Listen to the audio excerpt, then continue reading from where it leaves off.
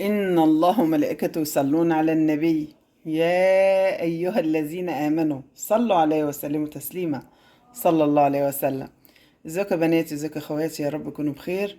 النهارده هنعمل مع بعضينا الخيار السريع في التخليل، وكمان هنخلل الخيار اللي بيطلع بعد 3 ايام. طب هنعمله ازاي؟ نبتدي الاول باللي هو السريع. اول حاجه بيجيب معانا الخيار زي ما انتم شايفين كده، الخيار اللي هو اللي ينفع للتخليل، اللي هو الرفاع الجميل ده. اما اللي هو اللي هيتسلق ده ممكن تجيبيه الحجم اللي معايا دوت وتقطعيه بالطريقه دي.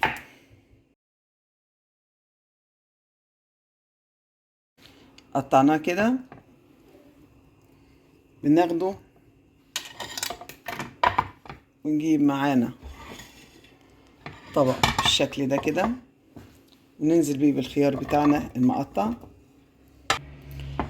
تقطعيه دواير، تقطعيه سمبوكسات زي ما انت عايزه، وتنزلي عليه بالميه السخنه، ميه مغليه، ميه سخنه بالشكل ده زي ما انتم شايفين كده، ونغطيه لمده 3 دقايق لحد اللون بتاعه يبتدي يتغير. عقبال هو اللون بتاعه ما يتغير نشوف اللي هو هيتعمل تخليله 3 ايام يتعمل ازاي، يكون ده اتعمل. يلا بينا. اول حاجه بنجيب معانا البطرمان اللي هنخلل فيه، ويكون معقم، يكون نضيف بالشكل ده. ونجيب معانا الخيار اللي هنشتغل بيه. اول حاجه بتشيلي الجزء ده والجزء ده بس، ما بتعمليش بقى لا فتحه ولا بتعملي اي حاجه، هو جزء اللي هنا واللي هنا بس.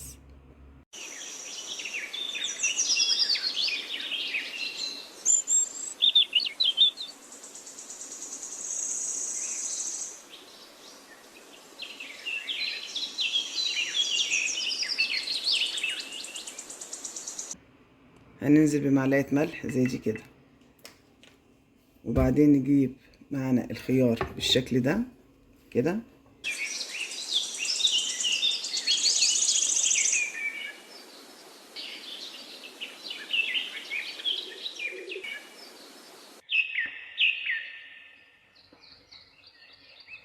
معانا توم بالشكل ده، هننزل بيه بكام فص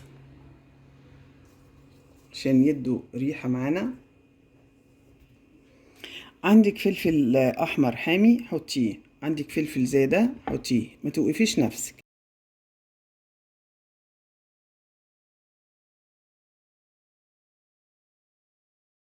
وهننزل على البطرمان بتاعنا بشوية فلفل كده عشان يدونا شكل حلو.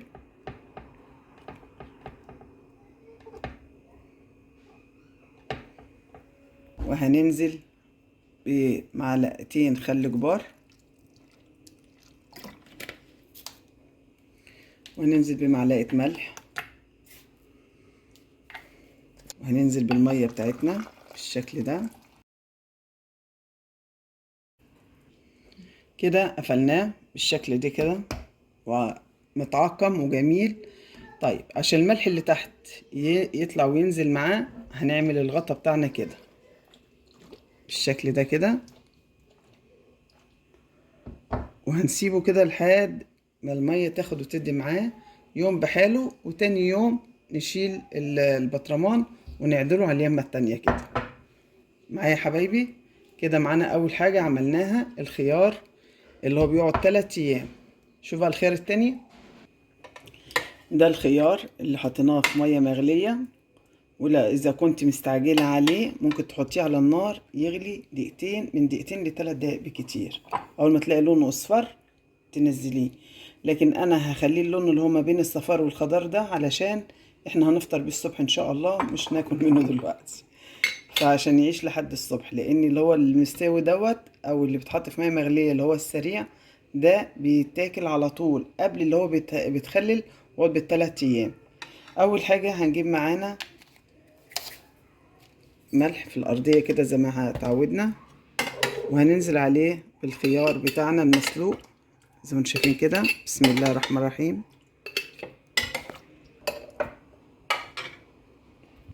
هنجيب قرن حامية، هنقسمه نصين كده او قرنين على حسب الرغبة، ونحطهم معانا ونجيب الفلفل الاحمر بتاعنا وننزل بيه بالشكل ده، وعشان ندي بس ايه لون او شكل بس مش اكتر.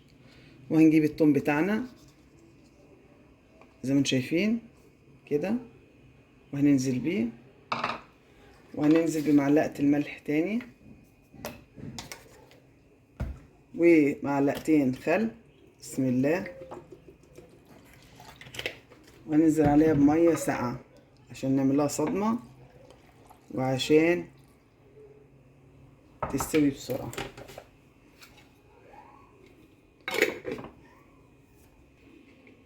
وبقى بالشكل معانا ده تاكلي بعد ساعتين منه، يكون الملح داب فيه وطعم الليمون عمل معاه بالشكل ده كده. هخليه كده علشان الملح اللي تحت ينزل ده بالشكل ده. عدى عليه الليل وخلاص بقى انت هتخشي تنامي، تعدليه كده علشان ما يصفيش الماء اللي فيه، يبقى بالشكل ده. ده بعد 3 ايام، وده بعد ساعتين تاكليه. ده المسلوق. ايه رأيكم؟ ده الفيديو بتاعنا، يا رب يكون حاز على اعجابكم.